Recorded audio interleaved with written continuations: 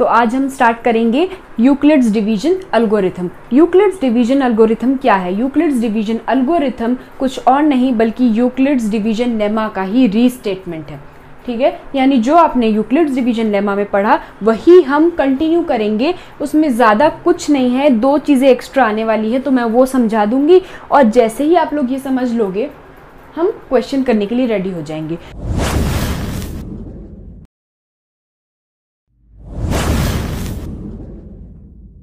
तो सबसे पहले यूक्लिड्स डिवीजन लेमा में हमने क्या पढ़ा था? अगर आपने ये चीज़ नहीं देखी है, अगर आपने ये वीडियोस नहीं देखे हैं तो you should go to the previous video. मैं लिंक डिस्क्रिप्शन में डाल रही हूँ, आप लिंक पे जाइए और प्रीवियस वीडियो को कैचअप कीजिए, उसको पूरे अच्छे से प्रिपेयर करिए। उसके बाद यूक्लिड्स डिवीजन लेमा जब आपका कंप्लीट हो जाए, अच्छे से पढ़ के हो जाए, तो उसके बाद आप यूक्लिड्स डिवीजन एल्गोरिथम पे आएंगे। यूक्लिड्स डिवीजन लेमा में हमने dividend equals to divisor into quotient plus remainder इस फॉर्मूले को यूज़ किया था और इसको लेके ही हमने मेनली क्या है, ये डिवीजन है और डिवीजन को ही लेके हम आगे बढ़े थे। तो आपको ये तो पता चल गया है कि यूक्लिड्स डिवीजन लेमा इसका यूज़ होने वाला है एल्गोरिथम में भी। लेकिन एल्गोरिथम वर्ड क्या है और वो आया कहाँ से? अल-ख्वारिज़मी द्वारा ये कॉइन किया गया था एल्गोरिथम वर्ड। लेकिन इतना ही जानना काफ़ी नहीं है, एल्गोरिथम है क्या वो भी जान लो। स्टेप बाय स्टेप किसी भी प्रॉब्लम को सॉल्व करने के लिए स्टेप्स यूज़ होते हैं। तो स्टेप बाय स्टेप जो आप कैलकुलेशंस करते हो और हर एक स्टेप जो रहेगा वो प्रीवियस स्टेप पे डिपेंड रहता है। ऑब्वियस है ना, ये हर एक प्रॉब्लम में आप ऐसे ही करते हो कि प्रीवियस स्टेप में से जो भी आप कंक्लूजन रिजल्ट्स निकालते हो वो नेक्स्ट स्टेप में शो करते हो। ठीक है, तो बस वही है एल्गोरिथम, स्टेप बाय स्टेप किसी भी कैलकुलेशन को करना और हर एक जो स्टेप है वो प्रीवियस के रिजल्ट या कंक्लूजन पे बेस्ड होगा। दैट मीन्स, और ये कब तक चलेगा? ये तब तक चलेगा जब तक आपको फाइनल डिजायर्ड प्रोडक्ट या रिजल्ट ना मिल जाए। ठीक है, तो ये है एल्गोरिथम। एल्गोरिथम का जो पैटर्न रहता है, कंप्यूटर लैंग्वेज में एल्गोरिथम बहुत यूज होता है। तो ये सब मैंने डिस्कस किया है इन डेप्थ डिस्कस किया है। इससे पहले जो मैंने 2-3 वीडियोस क्रिएट किए थे बेसिक्स से रिलेटेड, वाइटल्स से रिलेटेड, तो आप जाओ real numbers vitals, real number basics, वो भी देख लो और साथ में यूक्लिड्स डिवीजन लेमा देखो, लेमा। ठीक है, फिर जब ये 3 देख लोगे उसके बाद आपको आना है एल्गोरिथम पे। हर रोज़ अगर आप आधा या 1 घंटा अगर आप मेरे वीडियो को देख के और प्रैक्टिस कर लो तो आपको बोर्ड एग्जाम्स की प्रिपरेशन में कभी भी प्रॉब्लम नहीं आएगी, सब कुछ इजीली हो जाएगा। ठीक है, तो ये 2 स्टेप्स हमारे हो चुके हैं। अब तीसरा step long division method. Long division आप बहुत पहले से करते आ रहे हो, इससे पहले भी आपने किया होगा और अगर याद नहीं है तो लॉन्ग डिवीजन मैं आपको करके बताती हूँ कि एग्जैक्टली लॉन्ग डिवीजन क्या होता है। तो लॉन्ग डिवीजन एग्जैक्टली होता क्या है वो बता देती हूँ। लॉन्ग डिवीजन, हम एक नॉर्मल डिवीजन लेते हैं। ठीक है, तो यहाँ पे ध्यान मत दो। ठीक है, तो ये एक नॉर्मल डिवीजन है। 45 डिवाइजर, 117 डिविडेंड। 45 1 तो नहीं होगा, 45 2 सबसे नियरेस्ट वाला निकालना रहता है।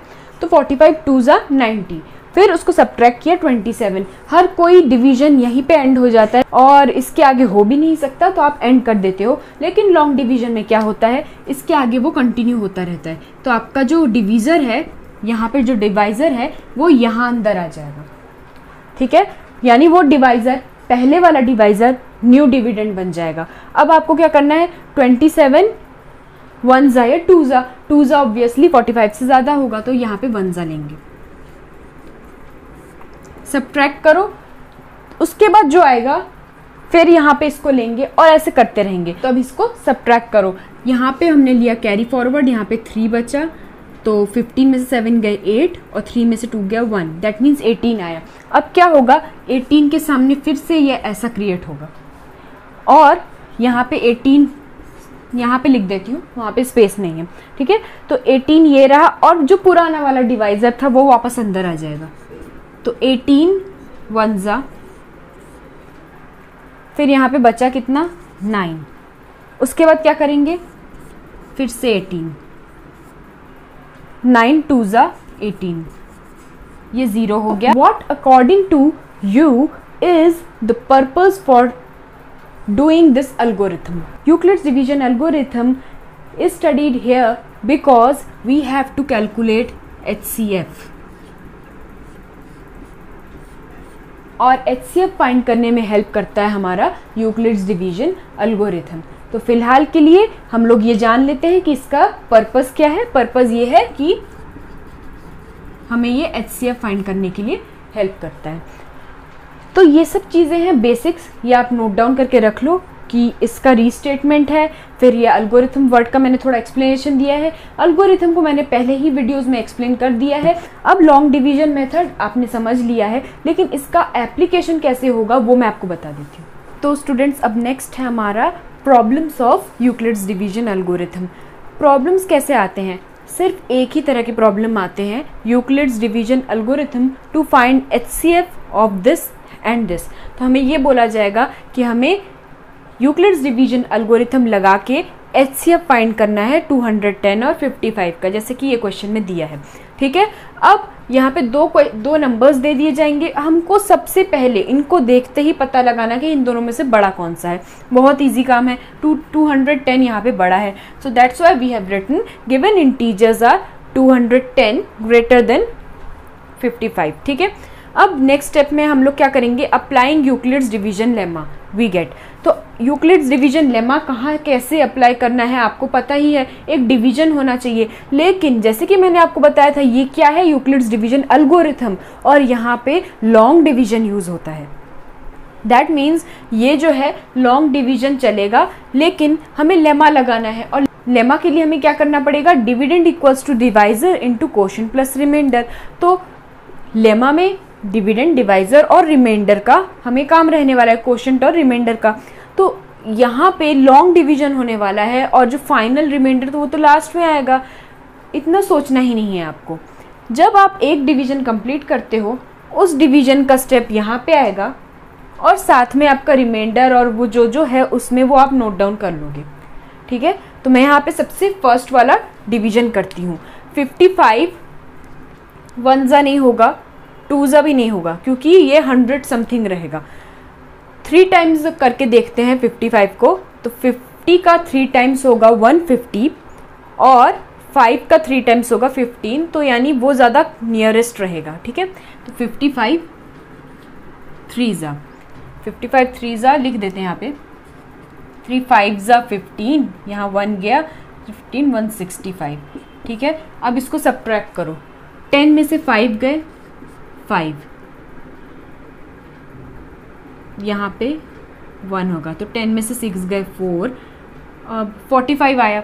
ठीक है, तो हमारा ये जो फर्स्ट सेट है डिवीजन का हो गया है। तो हमारा यहाँ पे यूक्लिड्स डिवीजन लेमा लगा देना है, जैसे ही हमारा एक डिवीजन का कंप्लीट हो गया है।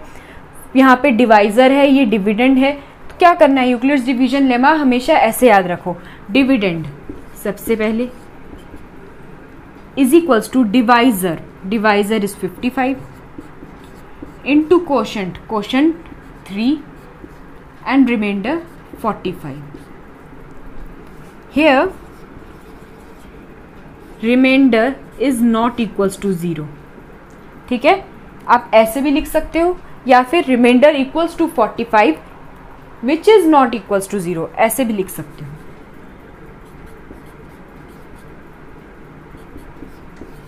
ऐसे, ठीक है, तो these both things are correct। ये वाला ज़्यादा एप्ट होगा। ठीक है, तो इसको यूज़ करो।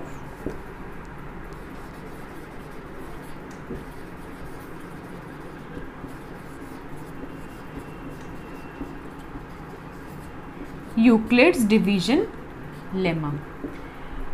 यहाँ पे क्या हुआ? जो रिमाइंडर है वो 0 नहीं आया है, और जब तक 0 नहीं आएगा यूक्लिड्स डिवीजन लेमा लगता जाएगा। ये याद रखो यूक्लिड्स डिवीजन एल्गोरिथम में। सबसे पहले मैंने ये लिखा फर्स्ट, ठीक है, उसमें से मैंने देखा कि यहाँ पे रिमाइंडर में तो 0 नहीं आया है। फिर ये स्टेप आई, फिर से होगा डिवीजन। जब फिर से डिवीजन होगा तो आप क्या करोगे? एक न्यू डिवीजन का सिंबल बनाओगे, और यहाँ पे 45 तो यहीं पे आ जाएगा, लेकिन ये जो 55 है ये कहाँ चला जाएगा? अंदर, यानी बाहर वाला हमेशा अंदर जाता है। इसे याद रखो, बाहर वाला हमेशा अंदर जाता है। ठीक है, तो ये 55 हो गया। अब 1 ही हो सकता है। ठीक है, यहीं पे एंड करेंगे। मैं आगे करने जा रही थी बट मैं यहीं पे एंड करती हूँ। तो अब हम किस डिवीजन को काउंट करेंगे, इस वाले पार्ट को भूल जाओ। ये जो लाइन खींच दी ना, ये लाइन आपका पूरा, इसके ऊपर का आपको कुछ याद नहीं रखना है। अब यहाँ से आपको याद रखना है। तो ये हो गया डिवाइज़र, ये हो गया डिविडेंड, ये हो गया कोशेंट और रिमाइंडर। ठीक है, तो आपके पास क्या आया 55 विच इज़ इक्वल्स टू, कई लोग आपको यहाँ पे बोलेंगे कि एग्जैक्टली याद रखो आपको एग्जाम में क्या करना है। यहाँ पे आपको कई लोग बोलेंगे here we have remainder 10, quotient 1, divisor 45, dividend 55। नहीं करना है। कई लोग आप लोगों को यहाँ पे बोलेंगे कि स्टेटमेंट में ये लिखो कि आपको जो ओल्ड डिवाइज़र था वो न्यू डिविडेंड बन गया, रिमाइंडर ये आया, कोशेंट ये आया। तो ये सब आपको नहीं लिखना है। आपको सिर्फ एक चीज़ लिखनी है, here remainder is not equals to 0, hence again applying Euclid's division lemma. क्योंकि पेपर बहुत बड़ा रहता है, इसलिए आपको यहाँ पे टाइम सेव करना है पहले। और शायद ये होगा कि थोड़ा इजी दिख रहा है, तो ये 2 मार्क्स के लिए आएगा, और आप अगर यहाँ पे 4 मार्क्स जितना टाइम लगाओगे तो नहीं चलेगा। तो इसके लिए यहाँ पे इतना भी ज़्यादा डिस्क्राइब मत करो, सिर्फ ये स्टेप्स मेन है। और ये जो आपने लिखा है ना नॉट इक्वल्स टू 0, ये मेन है। इस पे हाफ मार्क्स रहेगा और शायद इस पे हाफ मार्क्स रहे। तो ये जो चीज़ लिखते हो आप, ये पूरे लिखते जाओ और यहाँ पे इतने शॉर्ट में निपटाओ। ठीक है, अब यूक्लिड्स डिवीजन लेमा को कभी भी EDL मत लिखना, मैंने यहाँ पे लिखा है स्पेस सेव करने के लिए, आप एग्जाम में पूरा लिखना। अब 55 इक्वल्स टू वहाँ पे क्या है वो देखो, divisor into quotient plus remainder. ये हो गया हमारा नेक्स्ट स्टेप।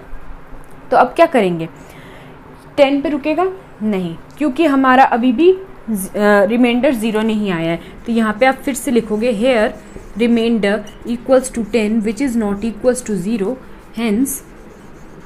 ठीक है, EDL आपको नहीं लिखना है।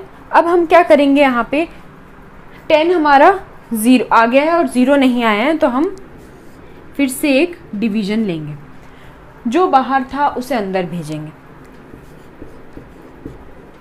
अब क्या करेंगे, 10 4 ज़ा 40 बचा 5। अभी भी 0 नहीं आया है, यू हैव ऑब्जर्व दैट। लेकिन अभी हम क्या करेंगे, इस पार्ट को भूल जाएंगे और यहाँ पे ध्यान देंगे। फिर से वही step, 45 equals to 10 into 4 plus 5। तो इसके बाद का स्टेप यहाँ लिख देती हूँ और आपको शो भी कर देती हूँ कि फाइनल हमारा डिवीजन क्या हो रहा है। ये 5 है,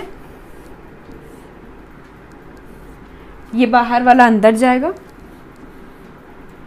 5 2 ज़ा 10, ये 0 आ गया। ठीक है, तो ये जो लास्ट है इसको यहाँ पे कर लेते हैं।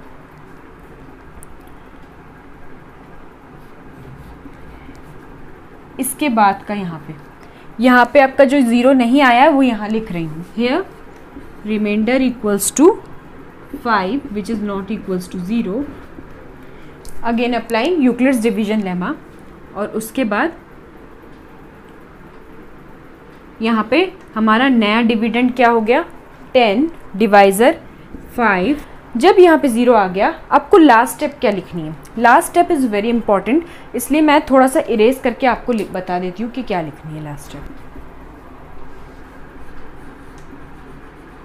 देखो, ये लास्ट स्टेप मैंने समझाने के लिए लिखा है, आप एग्जाम में नहीं लिखोगे। ठीक है, तो hence remainder is equals to 0, highest common factor. हमें फाइंड करने को दिया गया था हाईएस्ट कॉमन फैक्टर, ना कि रिमाइंडर 0 लाने का एम था। लेकिन हाईएस्ट कॉमन फैक्टर फाइंड करने को दिया गया था, इसलिए ही हम 0 के पीछे दौड़ रहे थे। दैट मीन्स ये जो रिमाइंडर जब 0 होगा उसी स्टेप में हमें क्या मिलेगा, HCF मिलेगा। यहाँ पे आपको कंफ्यूज बिल्कुल नहीं होना है HCF से। कई लोग आपको यहाँ पे बोलेंगे इसको HCF लो, उसको, फिर आप या तो एग्जाम में इसको चूज़ करोगे या तो इसको चूज़ करोगे, क्योंकि आपको याद ही नहीं रहेगा कि करना क्या है। बेस्ट है HCF कैसे निकलता है आप यहीं से फाइंड कर लो। तो आपको कुछ भी नहीं करना है, यहाँ पे ये जो नंबर दिख रहा है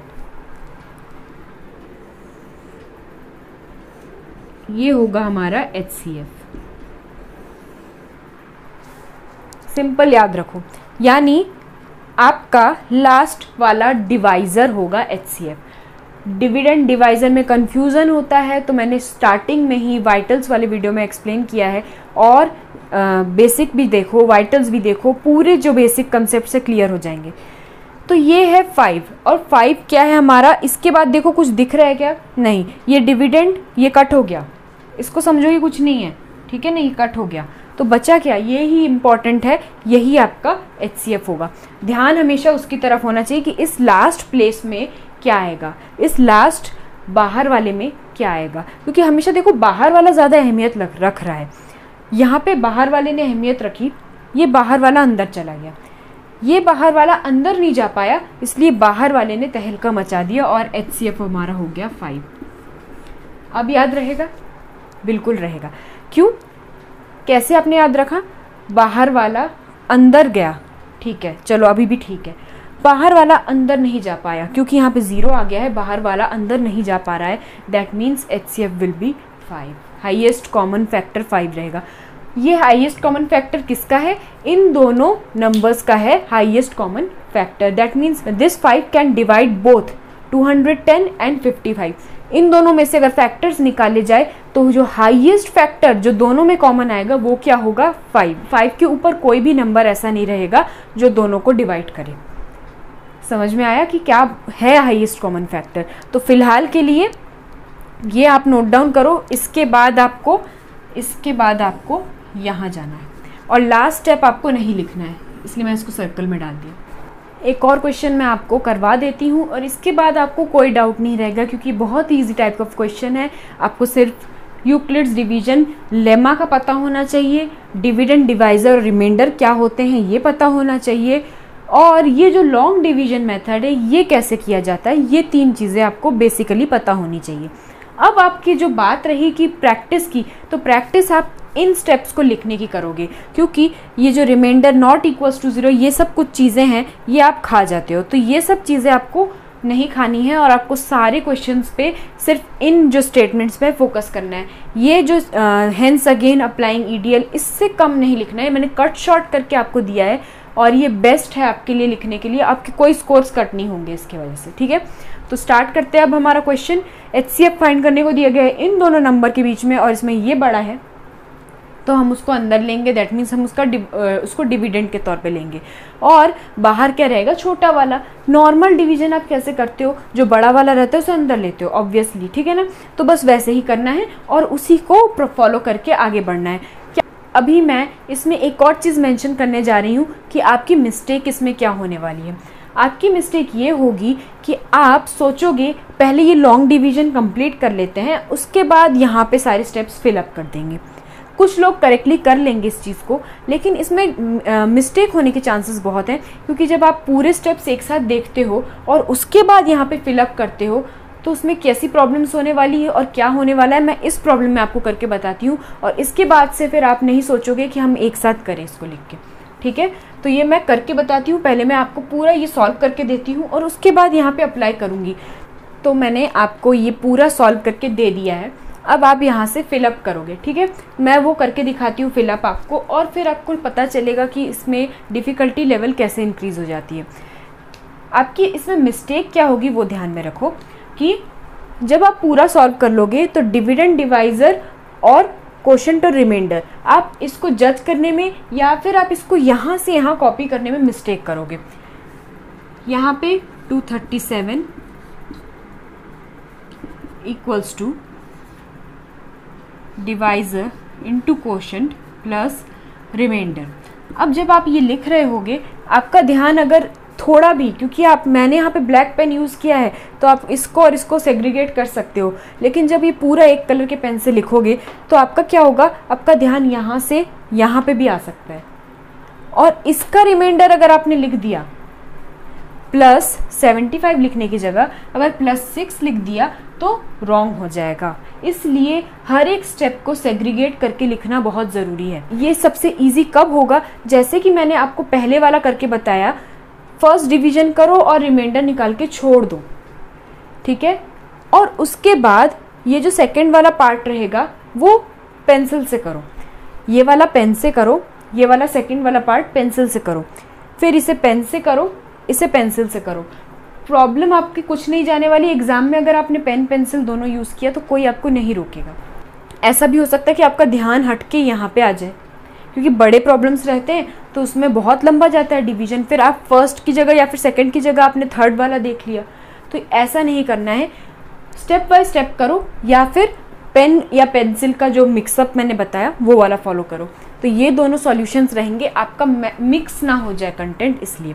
ठीक है, तो 237 इक्वल्स, और मैंने ये एक ही जगह पे सॉल्व किया है। कई बुक्स में ऐसा भी दिया हुआ है कि पहले इतना सॉल्व करो, फिर ये वाला जो पार्ट है ना इसको अलग से लिख के यहाँ पे सॉल्व करो, फिर अलग अलग, फिर अलग लिखो, फिर अलग लिखो। तो ये ऐसे बोला गया है, इसमें टाइम वेस्ट होता है, इसमें टाइम वेस्ट नहीं होगा।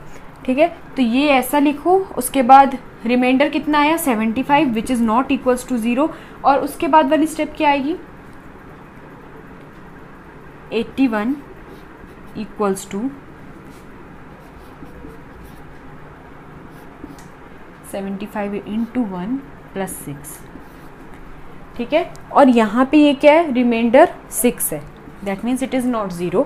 तो यहाँ पे हम नेक्स्ट लिखेंगे 75 इक्वल्स टू 6 इंटू 12 प्लस 3। अब इसमें क्या होता है, इसमें कन्फ्यूजन्स के बहुत चांसेस रहते हैं, तो मुझे डबल चेक करना पड़ रहा है। देखो मेरा टाइम वेस्ट हो रहा है। 81 equals to 75 into 1 plus 6 correct है, 75 इक्वल्स टू 6 इंटू 12 प्लस 3, चलो करेक्ट जा रहा है। ठीक है, अब नेक्स्ट क्या करेंगे, अगेन रिमाइंडर कितना है यहाँ पे हमारा 6, नहीं रिमाइंडर कितना है 3 which is not equals to 0।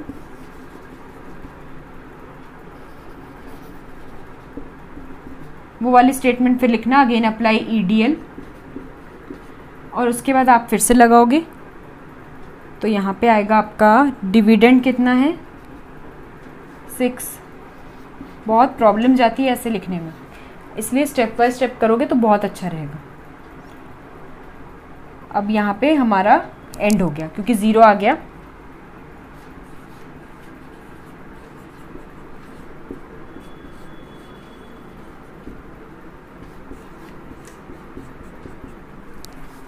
Here remainder equals to 0, thus HCF will be, HCF मैंने फाइंड करने का आपको एक तरीका बताया था।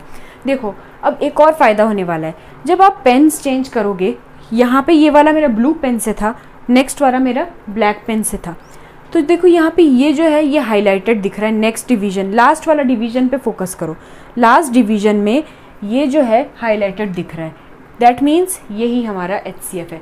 ये तरीका याद रखने का यूज़ करो, या फिर बेस्ट तो ये रहेगा कि लास्ट का डिवाइज़र यानी लास्ट का बाहर वाला उठाओ, तो लास्ट वाले डिवीजन का ये बाहर वाला उठाओ, ये होगा हमारा HCF। ठीक है, तो यहाँ पे लिख दो 3, दैट्स इट। तो ये इतना इजी था, बस आपको कुछ बारीकियाँ याद रखनी है जो मैंने आपको रिमाइंडर्स बीच बीच में देती गई कि ऐसे करो वैसे करो, वो याद रखो अच्छे से। और ये जो रहेगा, ये क्वेश्चन अगर आया तो आपके 2 मार्क्स या 3 मार्क्स पक्के होंगे। 3 मार्क्स के लिए तो नहीं आएगा, 2 मार्क्स के लिए आएगा, 2 मार्क्स पक्के होंगे। सो दैट्स ऑल स्टूडेंट्स, और आज के लिए इतना ही। अब ये जो है आपको होमवर्क करके रखना है, ये 3 क्वेश्चंस आपको ट्राई करना है, और इसके जो आंसर्स आएंगे वो कमेंट बॉक्स पे कमेंट कर दो। I hope you will solve all these questions, और इसके आंसर आप कमेंट करोगे, क्योंकि आप जब कमेंट करोगे तो जो सबसे पहला कमेंट करेक्ट आंसर्स वाला होगा मैं उसे हाईलाइट कर दूंगी। ठीक है, और अगर कोई डाउट जा रहा है तो you can ask me here also in comment box, और you can just share that particular question और the step you are stuck in the telegram group so that I can help you very easily. Now अगर आपने ये तीनों questions solve कर लिए हैं तो बेटर होगा अब इसके बाद जितने भी क्वेश्चंस आप बुक में से सॉल्व करो वो टाइमर लगा के करो। इस क्वेश्चन के लिए आप मैक्स टू मैक्स 5 मिनट्स दोगे, इसके ऊपर आपको कोई टाइम नहीं देना है। 5 minutes is enough for this, for each question. और students let me declare a test. जी हाँ, मैं आपका टेस्ट लेने वाली हूँ। यूक्लिड्स डिवीजन लेमा पे टेस्ट होने वाला है। यूक्लिड्स डिवीजन लेमा से रिलेटेड सारे क्वेश्चंस अच्छे से प्रैक्टिस कर लो, and I will post a test in a separate playlist and attach to this same group. और मैं एक वीडियो बनाऊंगी, उसमें आपका टेस्ट के बारे में मैं थोड़ा सा डिस्क्राइब कर दूंगी, और नीचे ही मैं अटैच कर दूंगी टेस्ट की लिंक। आप जाओ और उस टेस्ट को अटेम्प्ट करो। वो टेस्ट आपका रहेगा 30 मिनट्स का। 30 मिनट्स के अंदर आपको 3 क्वेश्चन करने पड़ेंगे यूक्लिड्स डिवीजन लेमा के, और टेस्ट की डेट रहेगी, और आपको वो टेस्ट क्वेश्चन सॉल्व करने हैं। 2 या 3 क्वेश्चंस रहेंगे and post it on Telegram channel, ठीक है, टेलीग्राम ग्रुप पे जाके उसे पोस्ट कर दो, और ये आप करके रखो। और इसके बाद जो टेस्ट रहेगा वो इसके बाद वाले वीडियो तक आपको मिल जाएगा, तो इसको भी आप प्रैक्टिस करते रहो। And before going, do not forget to like, comment, subscribe and share this video to all your friends. Bye bye.